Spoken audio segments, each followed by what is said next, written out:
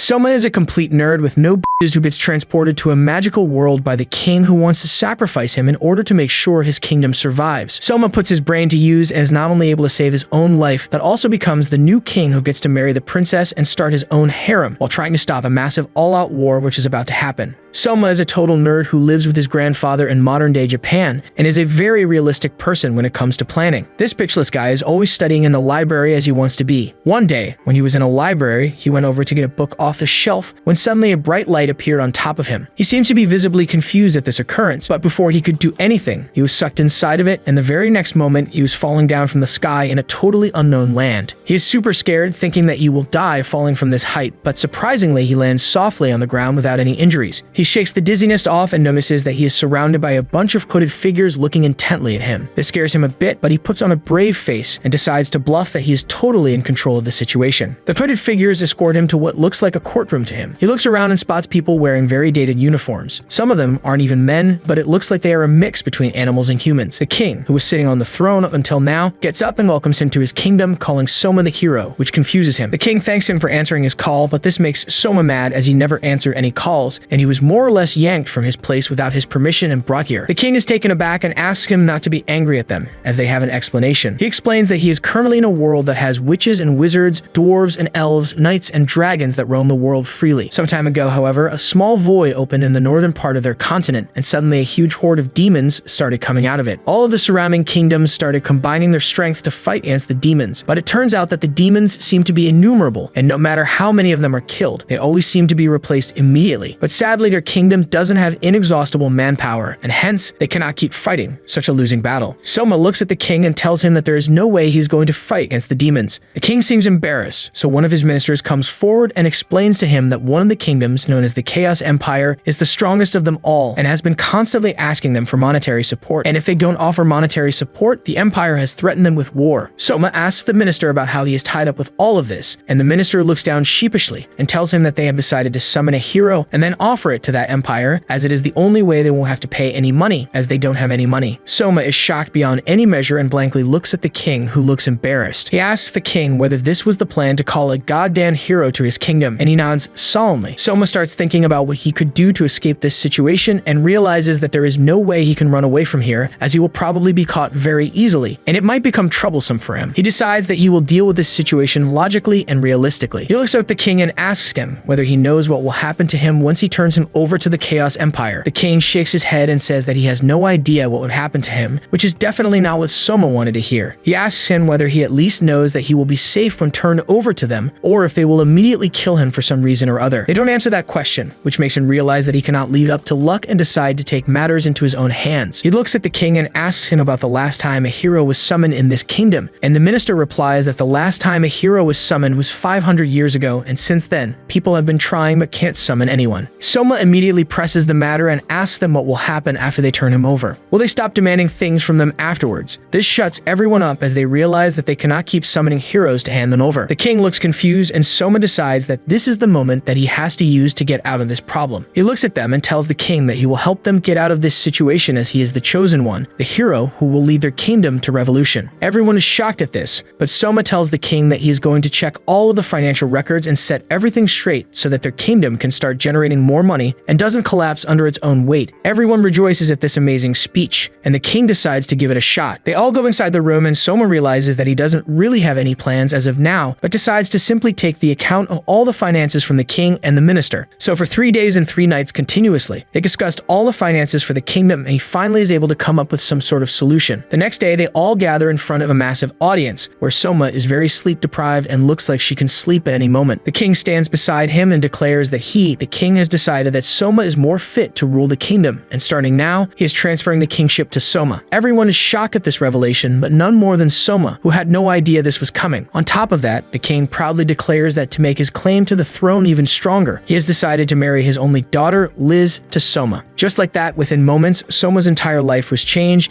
and he was given the task of changing the lives of all the subjects residing in his kingdom. He sits down in his chambers and starts working on a room full of paperwork without any breaks or sleep because of the sheer volume of work. Suddenly, he hears the door open and a beautiful young woman dressed in a military outfit barges in without saying anything. Soma is so tired that he doesn't even look up from his work and asks her whether she is a learned person and knows how to read and write. This takes Liz by surprise, who heatedly answers that she's a very learned person. Soma then asks her some basic math questions without looking them up, and when she is able to answer them, he asks her to help him deal with this paperwork. Liz walks up to him and announces that he is talking to the daughter of the former king. This makes Soma look up from his paperwork, and he asks her why she is wearing a military outfit. She explains that she always had a knack for combat and wanted to help on the front lines, so she enrolled herself in the military. She asks him what he did with her father, as there is no way her father would give up kingship. Soma lets out a deep sigh and tells her that he was summoned to this weird place and he only wanted to escape being sent to the Chaos Kingdom, but her father got impressed by him and made him the king. He reassures her, however, that it won't be for long, as he doesn't want to be king and just wants to go back to his own place. He tells her that he will stay in this kingdom for 2 or 3 years, till the kingdom regains its footing and gets more stable financially. He also tells her not to worry about the engagement, as she can cancel it anytime she wants to. Liz seems impressed after hearing about his humility and decides to talk to him more cordially. He explains to her that he is already working on getting more money and has sold all the useless jewels and treasures from the kingdom's vault, as their country needs food that people can eat and not jewels that are locked in some vault right now. Liz seems horrified and tells him that a lot of those treasures are ancient artifacts that are basically extremely precious. Soma calms her down by showing her a list of items that he has sorted and how he hasn't sold any national heritage items or any dark magic items. He has only sold basic jewelry in gold and silver. Liz seems to be more relaxed now and asks him about his next plans. Soma replies that he isn't going to send money to the Chaos Kingdom as of now, as the people living in this kingdom are still hungry and need something to eat. Liz suggests that instead of sending the money straight to the Chaos Empire, he can use it to strengthen their own military. Soma thinks for a moment and realizes that she is right. If they give the money to the Chaos Empire, they will just keep asking for more, but if they invest it in their own military, they might be able to stand up to them and retake their position. Slowly but surely, Soma starts understanding how this world works. He took an extensive tour of the kingdom and got to know that it has a lot of hidden properties that he wasn't aware of. From the looks of it, the kingdom looks like a very old school area, with no modern techniques or tools being used, but if you take a closer look, you will realize that this kingdom has a lot of the modern luxuries hidden in a different form. For example, the light bulb is a pretty modern invention that has solved the problem of illumination forever, but in this world there is no electricity, much less a light bulb. Surprisingly, every street has a bunch of street lamps, and even at night, houses are illuminated. This is because of the special magic that the people of this continent possess. They can create light, heat, and water at will, which comes in very handy when you think about it. He is also taken by one of the priests, who tells him to put his hand over a stupid-looking statue, claiming that if he has any affinity for magic, he will know immediately. He puts his hand over the stupid statue, and suddenly he loses himself in reality and starts seeing a bunch of bright light spots against a black background. But he remembers that he hasn't taken any LSD, so he quickly realizes that it must be the work of magic. When he comes to, the priest tells him that he does have magical affinity and that he should go and practice some magic, as it will make him better at it. He goes back to his chambers, where he has hired a bunch of working personnel who are able to read and write to do some paperwork. He himself sits down on the chair and starts working, but before that, he is able to play around with his magic. He transfers his consciousness into 3 pens, which immediately start doing paperwork on their own. He tries with the 4th pen, but doesn't work, making him realize that for now, 3 objects are his limit. While doing the paperwork, Liz enters the chamber to check up on him and is surprised to see the magical pens. She asks him about it, as she has never really seen this kind of magic, but Soma tells her that he has created it just now. Liz has no trouble believing this, but before she could ask anything else, he asked her to get down to work and put a ton of paperwork on her as well. They all keep working for countless hours before Soma looks up through his baggy eyes to see that all of them have fallen asleep out of exhaustion. He walks over to Liz, who is also sleeping on the couch very cutely, and observes her for a moment before pushing some hair out of her head lovingly. Liz, however, is used to creeps like him and immediately wakes up, asking him what he was doing. Soma tells her that he just came to see whether she was sleeping or not and nothing else. The next morning, he tells her that he wants to show her something, and they both get on a horse. Liz is surprised, as usual. A man is supposed to take the reins, but Soma is sitting on the back of the horse, holding her waist as tightly as possible, as he doesn't know how to drive a horse. They both go on a surprisingly romantic ride, which ends near a giant field covered in white. They get off and Soma walks alongside Liz and shows her the fields, informing her that their entire country is filled with cotton fields like these, which are borderline useless. He explains that once cotton used to be a very valuable commodity, so all the farmers decided to grow it on a huge scale, so they could export it and earn a lot of money. This resulted in the entire kingdom starting to produce cotton instead of other agricultural crops. That would have been fine, as with the money earned, they can easily import food, but the problem arose when other countries also started growing cotton, leading to an increase in supply while the demand wasn't that high, leading to a cotton crash where their prices were down to earth and they were worth nothing. This is the reason why their country is suffering through such a bad famine and they have nothing to eat at all. Liz looks sad, as she was supposed to be one of the leaders of this country, and yet she had no no idea about this entire fiasco. She apologizes to him, but he tells her that she shouldn't apologize to anybody, but help him bring back the country to its former glory. They go back to the dining hall and start having breakfast together when a man called Ark introduces himself as the leader of the guards. He sits down with them and asks Soma if there is anything he could do. Soma very frankly replies that not many people in this country are useful, as most of them have no idea what they are doing. He tells him that he is in serious need of more trained manpower and people with specialized skills. Ark bows down and tells him that he will see what he can do before taking his leave. Liz and Soma later have tea, where Soma suddenly gets an idea and asks Liz whether they have any kind of broadcasting device. Liz has no idea what this man is talking about, so he tries to explain what kind of device he is talking about, and Liz suddenly exclaims that they have a device like that for public announcement. This will be perfect for Soma's plan, so he tells her to take him to the device as soon as possible. He explains to her that he's going to recruit a workforce from the general public. Liz tells him that they already do it, which surprises Soma, and he asks her how they select people. She replies that they have a series of written examinations, and people who pass all of those are taken into the castle as workers. Soma tells her that this strategy is highly inefficient, as they are probably missing out on extremely talented individuals. He asks her how high the literacy rate in their kingdom is, to which she replies that it is around 30%. He looks at her and tells her that just written exams cannot tell you how talented an individual is. It is the aptitude of the individual that is important, not how literate he is. He tells her that this set of exams must be enforced by high-ranking nobles, who have the influence and the money to send their children to the best academies to get them educated and put them in positions of power in the court. It is classic nepotism. She is shocked at this revelation and asks him what he proposes to do. He tells her that she will know soon. The next day, he stations himself in front of the broadcasting device alongside Liz and starts broadcasting to the entire kingdom. He addresses his subjects and tells them that he's going to give them a very good opportunity to completely turn their lives around, grabbing everyone's attention. He tells them that he is proposing an open round for people with very high aptitude, a specialization, or any kind of skill that might be helpful. He tells them that nothing else matters. They can be literate or illiterate, wealthy or dirt poor. All that matters are their skills, strengths, and aptitude. The next day comes around and everyone gathers inside the court to witness the new people who will be chosen directly by the king. Soma sits on his throne with Liz by his side, and the selection begins. He notices that only 5 people have nominated themselves for the selection exam. All of them bow in front of him as soon as Ark introduces the king. All of them bow down apart from a tall, dark-skinned girl called Aisha. She claims that she is from the clan of warrior elves, and they don't bow in front of anyone to whom they haven't pledged their lives. Ark gets mad and tells her to bow down immediately, but Soma stops him and tells him to let it go. He quickly uses his special magic to remotely rid everything about these elves and realizes that they are very well known and feared for their combat prowess and are supposed to be excellent warriors. She tells him that she is one of the best warriors in her clan, making her one of the best, if not the best, warriors in the entire kingdom. She then asks Soma whether he could help her. He is taken aback and doesn't know what to say, but the elf continues telling him that for some reason, the blessed forest where they live has been deteriorating at a very rapid rate for no reason. According to her, she and her clansmen take very good care of the forest, but even then it seems to be dying on them and they have no idea why it is happening. She also adds that she has heard that Soma is a very intellectual person and might be able to devise a strategy to save the forest. Soma looks confused, but he quickly starts thinking and asks whether they are thinning the forest or not. Aisha looks at him blankly and asks what he means by that. Soma realizes that these techniques must be comparatively modern and explains to her that when a forest is left to grow on its own, oftentimes the older trees end up covering all of the canopy, resulting in no sunlight penetrating to the forest floor, because of which no seedlings or saplings are able to grow. The entire forest floor dies and there are no young plants to replace any older trees that might fall. This also leaves the area as a whole susceptible to erosion and other massive natural problems. Suddenly, Aisha completely bows down in front of him and tells him that she is pledging her entire life to Soma and is ready to fight for him and die for him. She tells him to please accept her as his bodyguard and tells him to help them restore the forest. Soma graciously accepts her, and the next girl that comes up for trial turns out to be a beautiful maid called Juna. She is supposed to be one of the most beautiful people that exist in the kingdom, and she is supposed to be the best singer that ever existed. According to the minister, Juna has descended from a long line of mermaids who used to be extremely beautiful and used to wreck ships by swaying the sailors in the wrong directions when they followed their beautiful voice. Soma realizes that if this is true, then singing should be in her blood. He calls her forth and asks her to sing a song for everyone, as it is being broadcast around the kingdom. She looks up at him and tells him that she has no problem doing that, but most of her songs are sad and melancholic. Soma asks her whether she could learn a song by heart after just listening to it once, and she says yes. Soma quickly flicks out his phone and gives her an earphone to hear one of the songs that he has on it. She seems to like the song and it passes the vibe check. She returns the earphones to Soma, and everyone seems surprised by the new device that Soma just whipped out of his pants. She then gets gets ready and starts singing the song very beautifully, and after the performance is over, everyone applauds her excellent singing. Soma tells her that he is really impressed by her ability to remember a song by heart after hearing it once and singing it perfectly. The next person to come forward is a fat idiot named Poncho. He seems to be very nervous and is sweating like a pig. He gets up and tries to address the king, but falls after tripping over his own leg like an idiot. He then gets up and explains that his special ability is that he is a glutton and has tried almost every dish that this country has to offer. He expected Soma to laugh at his face, but surprisingly enough,